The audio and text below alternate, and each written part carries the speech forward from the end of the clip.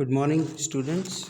Here we are continuing with unit number 4, public cryptography, in which at last we are seeing Diffie-Hellman key exchange. This is revision once again. In this key exchange, we solve the following dilemma. The Alice and Bob want to share a secret key for use in a symmetric cipher, but their only means of communication is insecure. How it is possible for Alice and Bob to share a key without making it available to Dart? First glance, it appeared that Alice and Bob faced an impossible attack. It was a brilliant solution for this dilemma in spite of Diffie-Hellman exchange. We are also seeing examples. This is also repeat. Here we see the sender and receiver who wish to swap key. Here we use a swapping of keys. Agree on prime number. We are taken n is equal to 353 and g is equal to 3. Select random secret key is choose x is equal to 97 and y is equal to 233. Let x is equal to 97, then a is equal to 3 raised to 97 mod 353. We get the value is a 40. Alice sent 40 to Bob. Bob is a receiver. They get the value of 14 by sender is Alice. Let's y is equal to taken 233, then the value of b 3 raised to 233 mod 11 is equal to 248. We get here 248. Bob sent 248 to Alice. Alice is a sender. Now here we see the key swapping. K1 is equal to same equation we applied.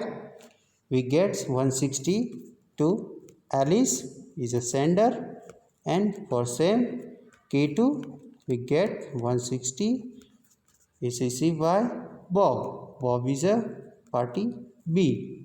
B is a receiver. Alice is a sender and Bob is a receiver. In mathematical way is users Alice and Bob who wish to swap key agree on prime. Q is equal to 353 and A3. Random secret keys are XA is equal to 97 and XB is equal to 233. Compute a public keys. We get YA value 40, YB 248. This compute shared session key as KAB we get 160. Then in next step KAB is equal to 160 from two parties. One is Alice and second one is Bob. Now the new topic is a key exchange protocol. User could create random private public Diffie-Hellman key each time they communicate. User must use a random private or public keys each time they communicate. Users could create a known private public DH key and publish in a directory, then consulted and used to securely communicate with them. Both of these are vulnerable to a meet in the middle attack. Here we need to remember in key exchange protocol, both of these are vulnerable to a meet in the middle attack. The authentication of the key is required, must needed. Here we see meet in the middle attack. We need to learn. Suppose Bob, Alice and Bob wish to exchange key and Dart is an adversary. The attack proceeds as follows. In first step, Adversary, that means Darth, prepared for the attack by generating two private key xt1 and xt2. Then compute corresponding public key yd1 and yd2. In second step, Alice transmit ya to Bob. In third step, adversary, that means Darth, intercepts ya and transmits the value of yd1 to Bob to receiver. Then adversary Darth calculates the value of K2 by using this equation under bracket YA bracket close XD 2 mod Q. In first step, Bob receive value of YD1 and calculate K1. In next step, Bob transmit value of XA to Alice. In next step, step number 6, Darth intercepts XA and transmit YD2 to Alice. Darth calculate the value of K1 is equal to under bracket YB bracket close XT1 mod Q. Next step, Alice receive value of YD2. YD2 is a corresponding public key. It's defined by Darth and Darth is adversary. In step 7, Alice receive value of YD2 and calculate K2 is equal to under bracket yd2 bracket close xa mod q. This is a meet in the middle attack. We see the 7 steps how to execute this attack. Now more question, is it secure with sufficiently large inputs? How can two parties agree on a secret value when all of their messages might be overheard by an eavesdropping suspicion? The Diffie-Hellman algorithm accomplished this and is still widely used. With sufficiently large inputs, DH is a very secure.